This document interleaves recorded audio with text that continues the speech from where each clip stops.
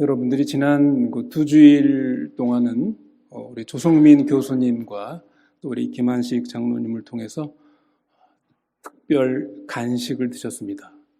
오늘부터 다시 여러분이 이제 주식을 먹게 되는데, 이 주식이라는 게 이렇게 별로 맛이 없습니다.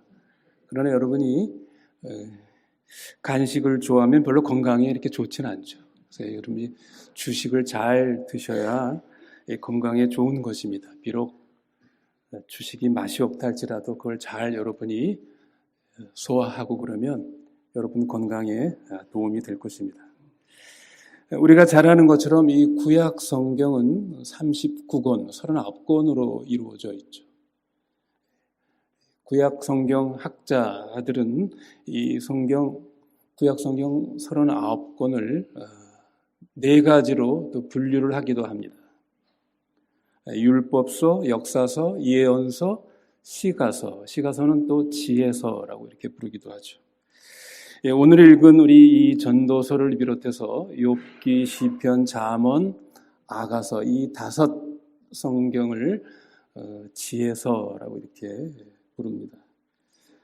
구약 성경이 말하는 이 호크마, 이 지혜라는 뜻은 하나님께서 이 우주를 다스리는 질서를 의미합니다. 그리고 이 인간 편에서 본다면 이 질서를 따라서 하나님이 세워놓으신 이 질서를 따라서 효과적으로 그 삶을 살아내는 그 삶의 기술 혹은 삶의 예술, The Art of Living, 이것을 지혜라 이렇게 말할 수 있습니다. 그러므로 우리가 이 하나님이 세워놓으시고 알려주신 이 우주의 질서, 이 삶의 질서를 잘 이해하고 따른다면 우리는 분명히 지혜로운 사람이 될 것입니다. 지혜로운 사람이 된다는 것은 아주 실제적인 면으로는 그 사람이 아주 진정한 의미의 성공적이고 행복한 삶을 살아가게 된다, 그런 의미를 가지고 있습니다. 오늘 전도서 본문에도 그러한 삶의 지혜를 한 가지 가르치고 있습니다. 4절 말씀을 보십시오. 이 4절은 인간 사회에서 흔히 발생하는 일을 한 가지 언급하고 있죠. 내가 또 본즉 사람이 모든 수고와 여러 가지 교묘한 일로 인하여 이웃에게 시기를 받으니 라는 말씀이 있습니다. 여기에 이 교묘한 일, 이 교묘하다는 말이 뭘까? 이 말은 우리가 이렇게 느껴지는 그런 교묘함과 좀 다른 의미입니다. 이 교묘하다는 말은 재주가 좋다, 뛰어난 기능, 뛰어난 기술이 있다, 그런 뜻입니다. 이 4절이 어떤 상황을 지금 묘사하고 있는 것입니까? 어떤 사람이 아주 뛰어난 재주와 재능, 능력을 가지고 있습니다. 거기다가 뭡니까? 또 열심히 수고하고 노력합니다. 그럼 어떻게 되겠습니까? 능력도 있고 재능도 있는데다 그 사람이 아주 열심히 노력하고 수고하면 결과가 어떻겠습니까? 그 사람은 그것으로 말미암아 어느 만큼의 성취와 성공을 거두게 되죠. 그리고 이것은 다른 사람과의 경쟁에서 이겨나가게 됩니다. 앞서 나가게 됩니다. 그런데 이 4절은 또 무엇을 말합니까? 그런 사람의 재주와 수고와 성공의 또 다른 면에는 그것으로 말미암아 다른 사람들로부터 시기와 질투를 초래하는 또 이러한 면을 가지고 있다. 이것이 바로 4절의 의미인 것이죠. 이 전도서의 지혜자는 이 4절에서 이런 한 부류의 사람, 이런 한 삶을 여기서 얘기한 다음에 5절에 또 다른 부류의 한 사람을 말하고 있습니다. 뭡니까? 이 우매자는, 어리석은 사람은 손을 거두고 자기 살을 먹느니라. 여기 손을 거두고라는 말은 게으른 사람을 표현하는 말입니다. 잠언 10장 4절에서도 잠언의 지혜자는 이렇게 말하죠. 손을 게으르게 놀리는 자는 가난하게 되고 손이 부지런한 자는 부하게 되느니라. 이 어리석은 사람, 우매한 사람은 손을 거두고, 다시 말해서 게으름에 빠져서 자기 살을 먹는다고 합니다. 결국 이 표현은 자기 인생을 허무하게 낭비하는 그런 사람이다, 그런 삶이다라는 것을 뜻합니다. 여기서 전도서의 지혜자는 두 개의 아주 극단적인 예를 보여서 그 상황을 우리에게 아주 생생하게 보여주고 있는 것이죠. 한쪽에는 어떤 사람이 있다고요? 아주 유능할 뿐만 아니라 아주 그 일에 수고하고 열심히 노력하는 사람. 그래서 어느 정도의 성취와 성공을 이루어낸 사람. 그런데 다른 사람으로부터 그것 때문에 부러움과 시기와 질투를 받는 이 사람이 있는가 하면 다른 쪽에는 아주 우매한 어리석은 사람이 있습니다. 이 사람은 게으르고 일도 하지 않고 자기의 인생을 그저 낭비해 버리는 이런 사람이 있는 것입니다.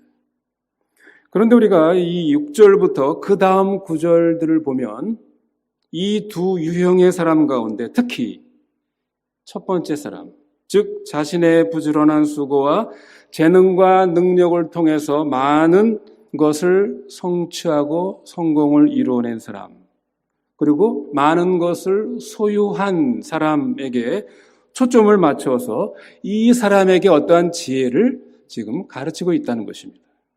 여러분 6절을 보십시오. 한 손에만 가득하고 평온함이 두 손에 가득하고 수고하며 바람을 잡으려는 것보다 낫다. 이것입니다. 다시 말해서 이 전도서의 지혜자는 인간 사회에서 발생하는 일을 보고 한쪽에는 아주 유능하여 시기와 질투를 받는 패단이 있고 또 다른 쪽에는요 우매하여 게으름에 빠져서 자기 삶을 낭비해버리는 이 두 개의 극단적인 패단을 여기에 대비시켜 놓고서 그러면 이러한 세상 속에서 지혜롭게 산다는 것은 무엇인가? 지혜로운 사람은 어떤 사람인가? 그것이 뭐라는 것입니까? 게으르지 않고 부지런히 수고하고 또 자기의 그 재능과 능력을 충분히 발휘하되 뭐라는 겁니까? 두 손을 다 움켜쥐지 말고 두 손을 다 채울 생각을 하지 말고 뭐라는 겁니까? 한 손에만 가득하고 평안을 누리는 것이 아주 지혜로운 삶, 그것이 바로 지혜로운 사람이다. 이것을 말하고 있는 것입니다. 성도 여러분, 이 6절을 우리가 좀 더 자세하게 생각해 보면 이런 뜻을 가지고 있습니다. 어떤 사람이 부지런하고 돈 버는 재주와 능력이 있어서 많은 돈을 벌고 또 많은 것을 소유하게 되었을 때 그것을 양손으로 다 움켜쥐지 말고 어떻게 하라는 겁니까? 한쪽 손은 펴라. 한쪽 손은 비워라. 다시 말해서 이게 뭡니까? 다른 사람과 함께 나누라 하는 것이죠. 나누고 베풀며 살아라. 그런 뜻입니다. 그리고 그런 삶이 두 손으로 꽉 움켜쥐고 사는 삶보다 실제로 뭐라는 겁니까? 그 사람의 심령이 훨씬 더 안정되고 평온하고 평안을 가져다주는 그러한 삶이다. 이러한 지혜를 하나님께서 전도서를 통해서 우리에게 가르쳐 주시는 것입니다. 그리고 8절부터 12절의 말씀은 두 손을 가득 채우는 삶보다 한 손을 비우는 삶이 왜 평온한 삶인지, 왜 그것이 지혜로운 삶인지 이를 논증하고 있습니다. 우리는 이 전도서 지혜자의 경험을 통해 깨달은 이 지혜를 우리의 것으로 삼는 그런 지혜로운 사람, 지혜로운 삶을 저희가 살아가야 하겠습니다. 우리가 동서고금을 통해서 볼 때 인류의 역사라는 것이 무엇입니까? 여러 가지로 우리가 표현할 수 있겠지만 인류의 역사란 무엇인가? 영국의 유명한 정치 철학자 토머스 홉스가 말한 유명한 말이 있죠. 만인의 만인에 대한 투쟁이다. 이게 인류 역사라는 것입니다. 왜 인간이 서로 싸우는가? 그 핵심에는 결국 욕심, 소유욕이 있다는 것이죠. 다시 말해서 서로 더 갖기, 더 차지하기 위한, 소유하기 위한 그러한 싸움이라는 것입니다. 한정된 자원 속에서 내가 더 갖기 위해서 다른 사람의 것을 빼앗기 위해서든지, 아니면 내가 가진 것을 다른 사람에게 빼앗기지 않기 위해서, 그것을 지키기 위해서든지 소유하기 위한 투쟁의, 전쟁의 역사라는 것이죠. 그리고 우리가 잘 아는 것처럼 이 세계가 이제 현대 산업사회로 이동하면서 과학기술과 정보의 발달로 대량 생산이 이제 이루어지죠. 또 그것에 따른 소비 중심의 그러한 경제 구조는 더욱더 우리 인간의 그러한 욕심, 소유욕을 더욱더 부추겼습니다. 그래서 더 많이, 더 좋은 것을 더 많이 소유하는 것. 다시 말해서 양손에 내가 가득 움켜쥐고 있는 것.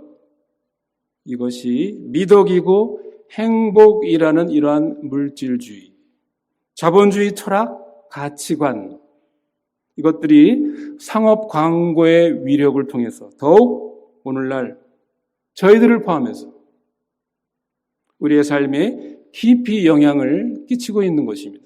여러분 그렇지 않습니까? 여러분 집안 구석구석을 한번 뒤져보십시오. 우리 소유욕의 희생물들을 여러분 한번 찾아보십시오. 그거 찾으셔가지고 제가 계속 광고하지만 우리 버밍햄, 무슬림 우리 체리티 숍으로 버밍에서 선교사역하는 우리 정병선 선교사님께 그거 뒤져가지고 여러분 가져오시기 바랍니다. 유용하게 그분들이 쓸 수 있을 것 같습니다. 그래서 우리 현대 사회에 들어와서 소유를 행복이나 가치의 척도로 삼고 그 소유를 추구해 나가는 면에서는 모든 사람들이 점점 더 노골적이 되고 어떤 면에서 더 뻔뻔해지고 있는 것이 아닌가 하는 생각을 하게 됩니다. 과거에는 그래도 소위 청빈 사상이라는 것이 있었죠. 그래서 사람들이 불이하게 재물을 모으는 것보다 깨끗하게 가난하게 사는 것이 훨씬 더 고상한 일이다, 고상한 삶이다 라고 적어도 그렇게 얘기를 했고 그런 사람을 존경했습니다. 그리고 사실 자기 노력이 없이 정당한 자기의 시간과 정력을 투입하지 않고 얻은 수입은 부끄러운 것이다 라는 것은 우리 역사적인 우리 기독교의 가르침이었습니다. 그러나 성도 여러분, 요즘은 어떻습니까? 특히 우리나라 사회에서는 이것이 완전히 역전이 되었습니다. 그래서 소위 불로소득으로 얻지 못한 사람은 바보 내지는 시대에 뒤떨어진 사람으로 취급을 받습니다. 그런데 이것은 좀 더 나쁘게 흘러가서 그렇게 해서라도 소유 재산을 확보한 사람, 불린 사람에 대한 평가가 단순히 그 사람 재산이 많은 사람이야 라는 것에서 좀 더 나아가서 그 사람은 성공한 사람이에요. 따라서 그런 사람의 삶은 우리보다, 없는 사람보다 훨씬 더 가치 있고 행복한 삶이라는 것들이 은연중에 우리들 생각 속에 있는 것입니다. 대표적으로 여러분, 요즘 우리 한국에서도 뉴스의 중심에 요즘 있지 않습니까? 조폭, 조직 폭력배들의 변신을 보십시오. 과거에 그들은 어떤 사람들이었습니까? 술집 주변을 어슬렁거리면서 삥을 뜯던 사람들 아니었습니까? 그런 사람들이 어떻게 해요? 무슨 마약이나 온라인 불법 도박 이런 걸로 엄청난 돈을 벌었습니다. 그 사람들이. 그런 불법의 돈으로 엄청난 돈을 벌어서 어떻게 해요? 회사를 인수해서. 이제는 어엿한 사업가로 변신을 했죠. 성공한 사업가가 된 것입니다. 이런 생각을 통해서 소유가 사람의 가치를 평가하는 사회가 된 것입니다. 조폭 출신이면 어떻고 똥 묻은 돈이면 어떠냐. 여러분 돈을 아무리 구겨보고 돈에 침을 발라도 누가 저에게 침 바른 돈 준다 그러면 제가 받을 것 같습니까? 안 받을 것 같습니까? 똥 묻은 돈 제가 받을 것 같습니까? 안 받을 것 같습니까? 돈의 가치와 힘은 그대로 존재하는 것. 이것이 오늘 우리가 이 자본주의 사회의 그런 상황입니다. 그런데 어떤 사람들은 이 소유한다는 것 혹은 무엇을 가진다는 것이 사람에게 행복을 가져다 주는 것이 아니라 도리어 불행하게 된다는 그런 인식을 가진 사람들이 있습니다. 오래전 그리스 시대 스토아 학파들이 대표적으로 또 그런 생각을 가졌죠. 이 학파에서는 무소유의 삶이 참된 행복의 길을 그 삶에서 찾았습니다. 여러분 불교도 마찬가지죠. 그래서 소유를 줄이거나 아예 소유가 없음으로 행복에 도달할 수 있다라고 그런 생각을 했습니다. 그러나 여러분 우리가 믿는 기독교는 어떻습니까? 고대 그리스의 스토아학파나 불교가 가르치는 것처럼 인간의 소유를 전적으로 무시하거나 죄악시하거나 그래서 소유가 선이고 가난이 미덕이고 우리 기독교는 그렇게 가르치지 않습니다. 여러분 우리 기독교는 매우 현실적이고 실제적인 그러한 관점을 가지고 있는 그런 종교죠. 그런 가르침입니다. 기독교는 오히려 인간에게 소유의 욕구를 인정합니다. 적절한 우리의 욕망, 적절한 이기심을 인정하고 긍정합니다. 그런 것이 있기 때문에 변화가 있고 진보가 있고 발전이 있음을 우리 기독교는 가르치고 있는 것이죠. 제가 전에도 한번 인용한 적이 있습니다만 영국의 경제 철학자 아담 스미스, 국부론을 쓴 유명한 아담 스미스가 말하는 유명한 말이 있죠. 우리가 내일 굶지 않는 것은 뭐라고요? 빵 굽는 사람의 자비심 때문이 아니라 그의 이기심 때문이다 라는 것입니다. 여러분 그렇지 않습니까? 빵집에 빵 굽는 사람이 내가 돈을 벌어야 되겠다는 욕심이 없으면 우리 내일 굽는 빵을 못 먹는 것입니다. 참으로 일리 있는 말이죠. 우리는 개인의 소유를 인정하지 않는 공산주의의 그 폐단을 너무나 잘 알고 있습니다. 개인의 수고와 능력에 따른 개인의 이러한 성취, 소유를 인정하지 않으면 인간은 자신이 힘쓰고 애쓰고 노력할 그런 동기를 얻지 못합니다. 그러므로 개인이나 사회적으로 발전할 수가 없는 것이죠. 그러나 기독교의 복음이 들어간 개인과 그 사회를 보십시오. 기독교 복음을 바로 깨달은 사람들은 언제나 부지런히 성실하게 일을 합니다. 그래서 그 사회를 발전시키는 그 힘이, 동력이 거기서부터 일어납니다. 여러분 예를 들어서 우리가 세계 역사를 보십시오. 왜 이렇게 서구 사회가 세계 문명 문화를 주도하는 그런 사회가 되었습니까? 그 토대 위에는 바로 이 기독교의 사상, 기독교의 복음이 거기에 들어가 있었기 때문이죠. 직업 소명의식 이런 것들입니다.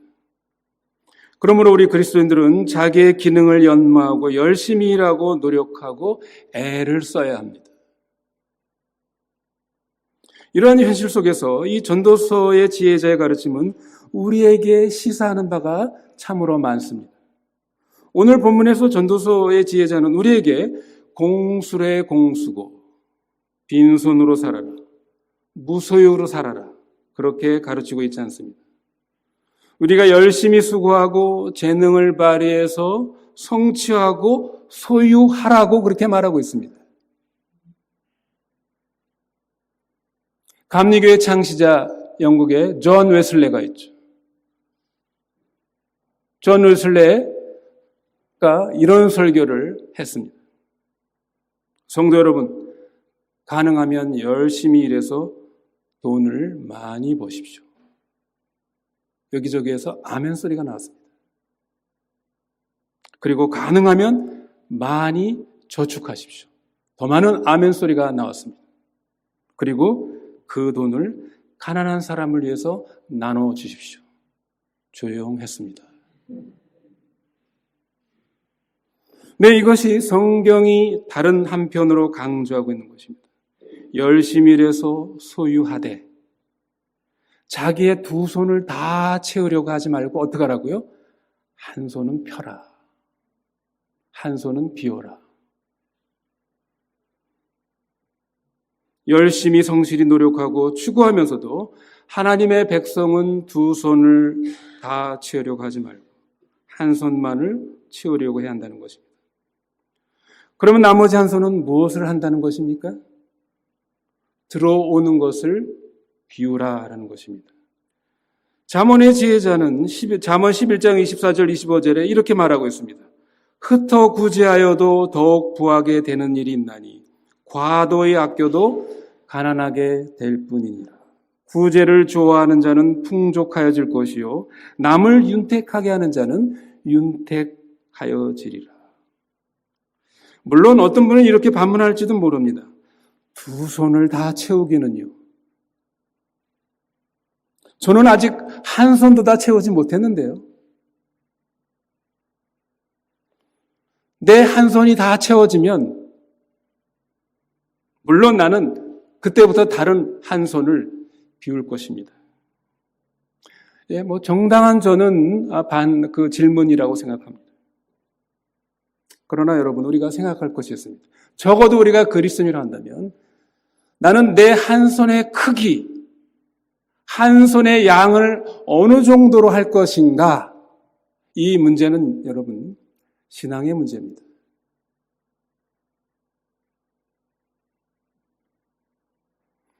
그런데 6절에서 전도자는 이렇게 한 손만 채우고 다른 한 손을 비우는 것이 실제로 뭐라고 그러는 겁니까? 자기 자신에게도 유익할 것이다. 유익하다라고 이렇게 권고하고 있습니다. 여러분, 이게 지혜를 말하는 것이죠. 한 손을 채우고 다른 한 손 비우는 건 너는 그건 손해보는 것이고 너한테는 불리한 것이다.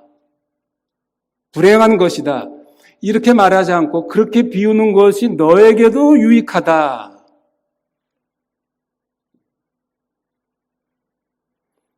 나머지 한 손을 펴서 구제를 하고 다른 사람을 돕게 되면 뭐라고 얘기하죠? 6절에?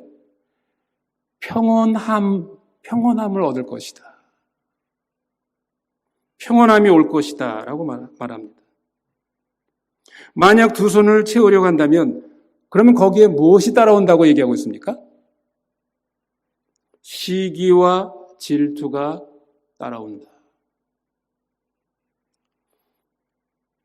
하나님을 믿지 않는 세상 사람들은 아마 이런 지혜를 잘 모를 것입니다. 설사 안다고 하더라도 더 많은 것을 채워야 되겠다라는 그런 욕심, 소유욕 때문에 계속해서 두 손을 채우려고 할 것입니다. 그리고 그렇게 두 손을 채우고자 하는 과정 속에서 끊임없이 어떻게 합니까? 자기는 누구와의 끊임없는 경쟁을 해야 될 것입니다. 또 그 경쟁에서 이겨야 할 것입니다. 또 누군가의 시기와 질투의 대상이 될 그런 상황 속으로 들어가게 될 것입니다. 하지만 그렇게 두 손을 다 채우지 않고 한 손만을 채우고 나머지 한 손을 펴서 흩어 구제한다고 한다면 여러분, 누가 그런 사람을 시기하고 질투하겠습니까? 만약 그런 생활 가운데로 들어간다면 우리는 우리와 관계된 모든 사람들과 평안과 화평의 관계로 들어갈 것입니다. 여기에 전도자는 아주 중요한 지혜와 교훈을 우리에게 지금 가르치고 있는 것입니다. 즉 우리가 그것을 가질 수 있다 하더라도 좀 덜 가지고 한 손만을 채우는 것입니다. 그리고 나머지 한 손으로 자기 주변 사람들을 돌아보고 도움의 손길을 베푸는 것입니다. 그것이 직장에서는 자기 동료에게 무엇을 양보하는 것이 될 수도 있을 것입니다. 혹은 도움이 필요한 사람을 위해서 자기의 것을 나누는 그런 일이 될 수도 있을 것입니다. 그 다음 본문 8절로 12절의 내용은 앞의 내용과 일맥상통하는 연결이 되는 내용입니다. 앞에서 제시한 것처럼 두 손을 다 움켜쥐려고 하는 그러한 욕심에서 오는 근심, 걱정, 다른 사람의 시기, 질투로 말미암아 오는 내 속의 내면의 어떤 내적인 긴장, 불안, 이런 것을 가져올 뿐만 아니라 그 다음 말씀 8절에서는 사람이 부를 추구하고 부를 획득하고 소유하면서도 실제로는 그 마음속에 평안함이 없는 외로운 가운데 있다는 것이 어떤 것인가 하는 것을 여기에 묘사하고 있습니다. 8절을 보십시오. 어떤 사람은 아들도 없고 형제도 없으니 아무도 없이 홀로 있으나 부를 눈에 족하게 여기지 아니하면서도 여기 부를 눈에 족하게 여기지 아니하면서 라는 말은 앞부분 6절에 있는 어떤 사람을 말하는 겁니까? 두 손에 가득 움켜쥐고 있는 사람, 즉 한 손을 비우지 못하는 사람을 가리키는 말입니다. 이런 관점에서 보면 8절이 말하는 어떤 사람은 아들도 없고 형제도 없으니 아무도 없이 홀로 있으나 라는 뜻은 문자적으로 실제로 그 사람에게 자식이 없는 것을 뜻할 수도 있지만 또 다른 면으로는 뭡니까? 이 사람이 자식이나 형제가 있으나 없으나 별 차이가 없는 그런 사람일 수도 있다는 것입니다. 왜 그렇습니까? 즉 자기 자식이 있고 가족들, 형제들이 있더라도 그들에 대해서는 다 외면을 하고 그저 자기의 부를 획득하고 지키는 데에만 움켜쥐고 있는 데에만 온갖 마음이 쏠려 있는 그런 사람을 지금 묘사하고 있다는 것입니다. 자기 손에 있는 부와 소유를 눈에 족하게 여기지 아니하고 그것을 움켜쥐고 한 손을 비우는 것에 인색한 사람의 그 인간관계와 삶을 그 모습을 이 8절로 12절이 묘사하고 있는 것입니다. 우리는 자신의 경험이나 혹은 주변의 다른 사람의 경험을 통해 이 구절이 의미하는 바가 무엇인지를 이해할 수 있습니다. 이 8절에 묘사된 사람은 찰스 디킨슨에 나오는 그 크리스마스 캐롤에 나오는 스크루지 영감과 같은 사람일지도 모릅니다. 혹시라도 다른 가족이나 다른 사람이 내 소유를 축내지는 않을까 하여 서로 교제도 안 하고 왕래도 안 하고 그리고 주지도 않고 받지도 않는 그런 사람일 가능성이 많습니다. 이 사람은 많은 것을 가진 사람으로 다른 사람이 볼 때는 이 사람이야말로 가장 행복한 사람이 아닌가. 것 같지만 실상은 뭐라는 것입니까? 가장 가난하고 가장 불행한 사람이라는 것입니다. 고독한 사람이라는 것입니다. 8절 하반절에 있는 것처럼 한 손을 비우지 못하는 이 사람의 그 깊은 심령 속에는 이런 탄식과 절규가 있습니다. 내가 누구를 위하여 수고하고 내 심령으로 낙을 누리지 못하게 하는고. 여러분, 이게 무슨 말입니까? 왜 나는 많은 것을 소유했음에도 불구하고 왜 내게는, 내 마음속에는 기쁨이 없는가? 그런 뜻입니다. 이 전도서의 지혜자는 그 다음 9절로 12절을 통해 그 부를 추구하되 그것을 두 손으로 움켜쥐고 있는 사람이 왜 고독한지, 왜 심령에 낙이 없는지, 기쁨이 없는지 그 이유를 설명하고 있습니다. 이 9절로 12절의 말씀을 보십시오. 이 9절이 의미하는 바가 무엇입니까? 이것은 인간이라는 존재의 특성을 가르치고 있습니다. 인간은 어디서? 인간의 진정한 인간됨, 인간의 진정한 삶의 의미, 인간의 진정한 삶의 낙, 기쁨은 무엇인가? 진정한 평안은 무엇인가? 어디서 그런 것을 얻을 수 있는 것인가? 하는 것을 비유로 설명하는 것입니다. 즉, 이 구절들은 인간은 자기가 가진 어떠한 소유에 의해서 기쁨을 누리는 존재가 아니라 다른 사람과의 관계를 통해서 기쁨을, 평안을 누릴 수 있다는 것입니다. 그런 존재라는 것이죠. 여기 4장 9절로 12절의 말씀에서 지혜자는 이 성경을 읽는 우리들에게 단순히 이 세상은 혼자 사는 것보다 둘이 힘을 합쳐서 사는 것이 더 낫다, 더 유리하다라는 그 정도를 가르치기 위해서, 그런 지혜를 가르치기 위해서 이 예를 들고 있는 것이 아닙니다. 지혜자가 이러한 예를 드는 것은 그가 이 배후에 가지고 있는 인간 존재에 대한 성경적인 철학과 이해를 바탕으로 이러한 예를 들고 있는 것입니다. 이 9절로 12절에서 자주 사용되는 단어가 있죠. 그게 뭡니까? 두 사람이라는 단어입니다. 9절, 11절, 12절에 여기 두 사람이라는 단어가 나오죠. 이 두 사람이라는 표현은 결국 우리들의 인간의 인격적인 관계를 말하는 것입니다. 너와 나와의 관계를 말하는 것입니다. 즉, 인간은 홀로 존재하는 것이 아니라, 즉, 혹은 인간은 소유물과 관계하는 것이 아니라, 그런 존재가 아니라 두 사람, 즉, 너와 나와의 관계, 인격적인 관계로 서로 교제하고 사랑하고 거기서 친밀감을 얻는 이러한 존재로 인간은 존재한다는 것입니다. 여기서 전도자는 그 철학을 우리에게 이야기하되 훨씬 현실적으로 쉽게 이해할 수 있는, 우리가 쉽게 경험할 수 있는 사실을 예를 들어서 우리에게 가르치고 있는 것입니다. 즉, 우리 인간은 본질적으로 우리 인간의 생명의 방식, 생명의 삶, 생존 방식은 나와 물질과의 관계가 아니라 나와 너와의 관계. 이것이 우리 인간의 삶의 방식, 이것이 지혜라는 것을 가르친 것입니다.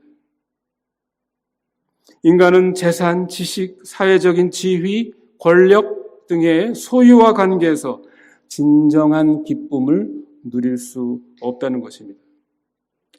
아마 여러분 중에는 이런 말을 들으면 그 속에서 이런 반발이 생길지도 모릅니다. 어휴, 나에게도 좀 많은 재산, 높은 지위, 큰 권력을 한번 가져봤으면, 그걸 가져보고서 정말 내가 낙을 누릴 수 있는지 없는지 그거 알 수 있는 거 아닌가? 그렇게 생각할지 분도 있을지 모르겠습니다. 그러나 여러분, 성경은 이렇게 말하고 있는 것이죠.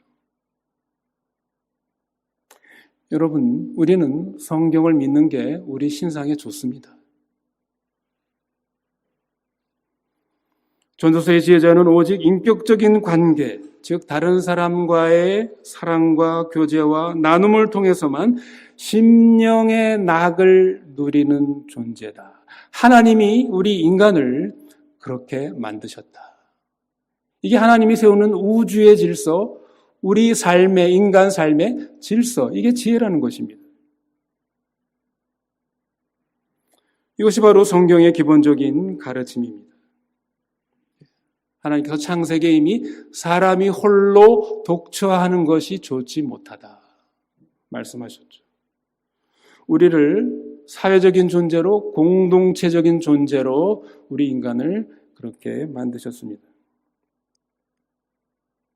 우리 인간은 홀로 존재하도록 되어 있는 것이 아닙니다. 그러므로 사람이 홀로 있을 때 외로움을 느낀다는 것, 그것은 그 사람이 아주 건전하고 정상적인 사람이다라는 것을 의미합니다.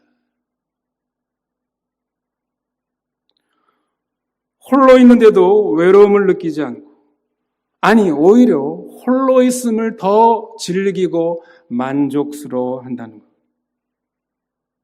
여러분, 그것은 뭡니까? 하나님이 우리 인간을 지으신 그 하나님의 뜻에 역행하는 것입니다. 그 뭔가 굉장히 잘못된 것입니다. 물론 우리는 때때로 홀로 있을 때가 있죠. 있습니다. 성경도 그런 사실을 말하죠. 때때로 우리가 기도하기 위해서 부부가 분방할 수 있다고 성경은 그렇게 말하고 있습니다.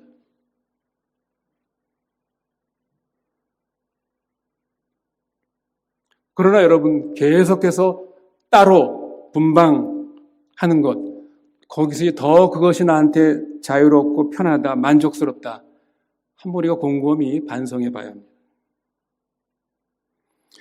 근본적으로 우리 인간은 항상 혼자 있게 되어 있지는 않습니다.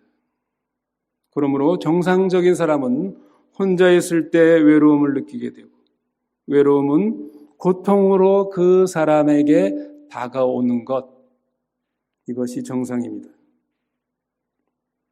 이렇게 보았을 때 오늘날 사람들이 끊임없이 자기만의 세계를 확보하고자 하고 사람들과의 관계를 자꾸 단절하는 이런 시대에 오늘날의 이 경향, 이것은 매우 참 위험한 병적인 이러한 시대에 우리가 살고 있습니다.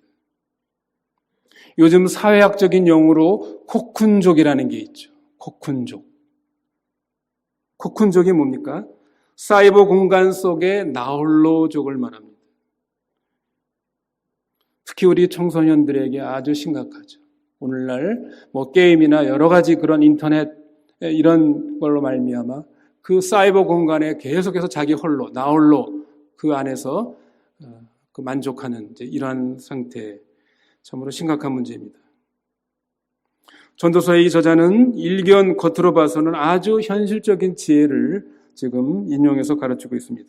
생각해봐라.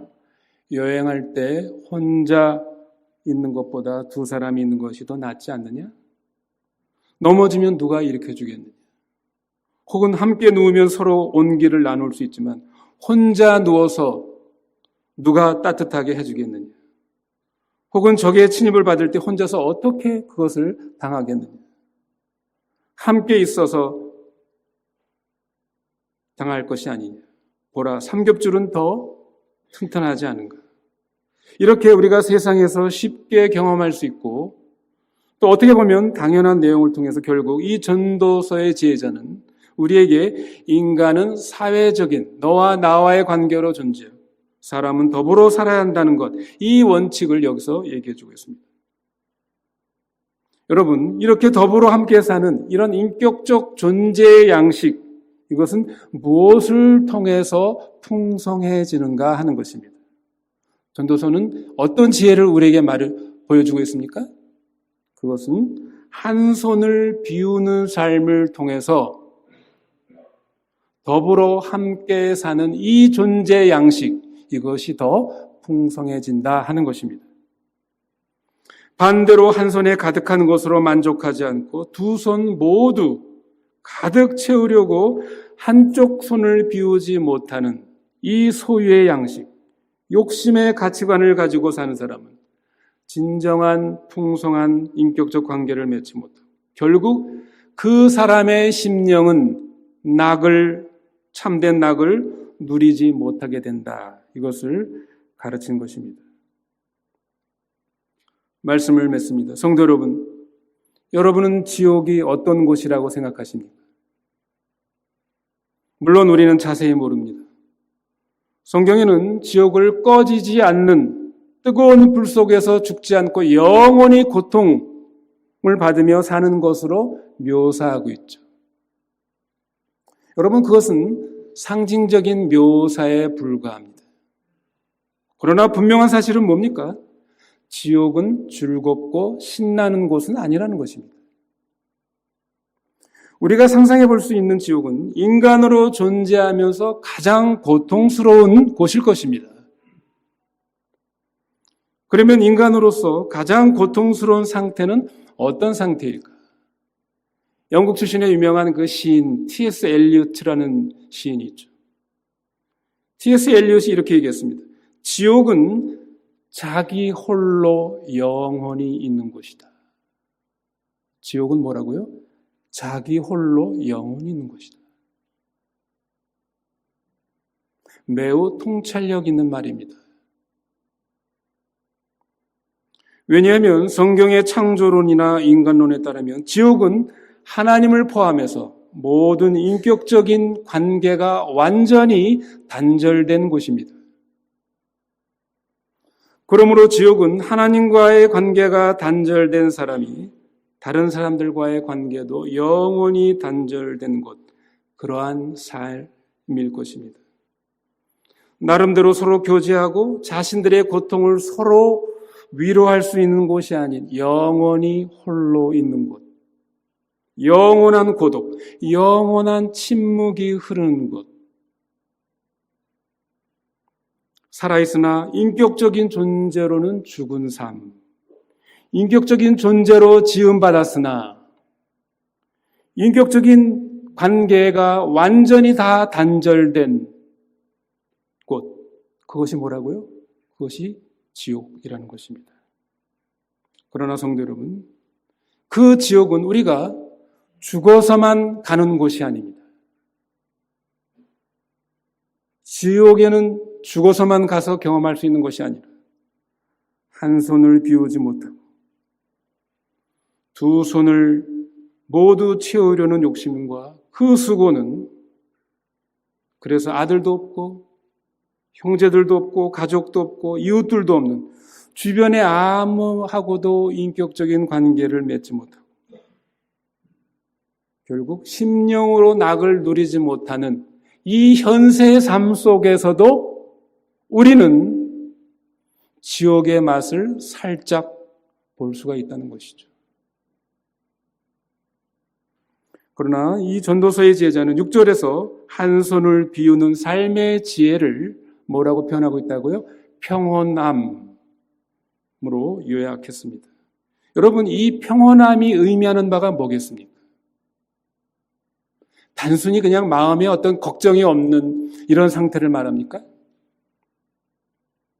이것이 의미하는 바는 우리가 한 손을 비우는 삶, 다시 말해서 사랑을 베푸는 삶을 살 때 우리는 실제로 작아지는 것이 아니라 우리의 심령은 더 안정되고 더 풍요로워지며 더 지혜로워지고 행복해지고 깊어진다라는 그런 뜻을 가지는 것입니다. 이것이 참된 사랑의 신비입니다.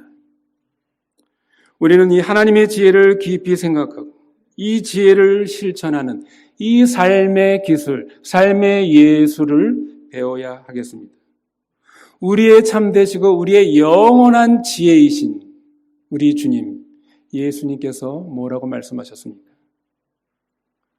누가복음 12장 13절에 삼가 모든 탐심을 물리치라.